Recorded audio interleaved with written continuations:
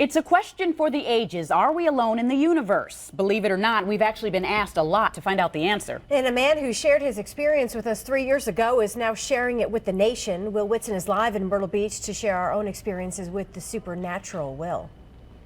Well, we get a lot of calls to investigate stories, guys, and sometimes those stories, well, they happen up there. It's almost a cultural phenomenon for odd happenings to be in South Carolina and North Carolina, and when people experience it, they call us to share. We're taking phone calls, we're answering emails, looking at Facebook. Any type of concern the community has, we like to answer them as well. Sometimes those concerns deal with something literally out of this world. All the tourists are in town, they got their cameras, they're seeing these lights out over the ocean, and it just sort of, can grow to be something pretty big. I've seen some of the orange lights that people call in and claim that they have video up. No, not that kind. Something more like this. Local business owner and pilot Gary Travis shot video of it 3 years ago. Our interview with him went viral online, and now he's being featured on a National Science Channel program. I'm not going to be a guy that tells you I think they're alien spacecraft, and I don't have any kind of proof of that. It'd be fun to think something like that might happen.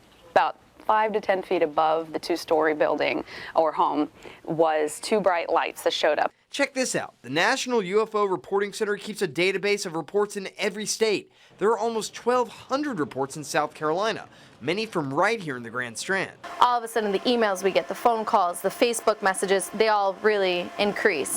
Even members of our own WNBF News family have had an encounter. And we all kind of got up, followed her out to the street, and saw this bright orange light. UFOs aren't the only weird happenings in the Grand Strand. Some phenomenon have been here for generations. The big one we hear about all the time is the Seneca booms. My theory was maybe somebody's propane tank exploded.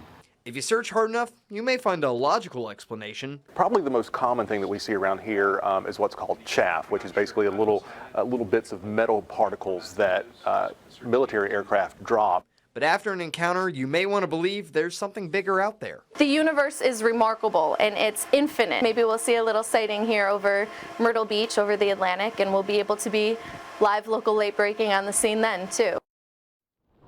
When I asked Travis about his experience on the Science Channel TV show, he said he was happy to share that experience. He says he thinks there are more people out there that have had these encounters with supernatural phenomenon, and he thinks they should speak up. Live in Myrtle Beach, Will Whitson, WNBF News.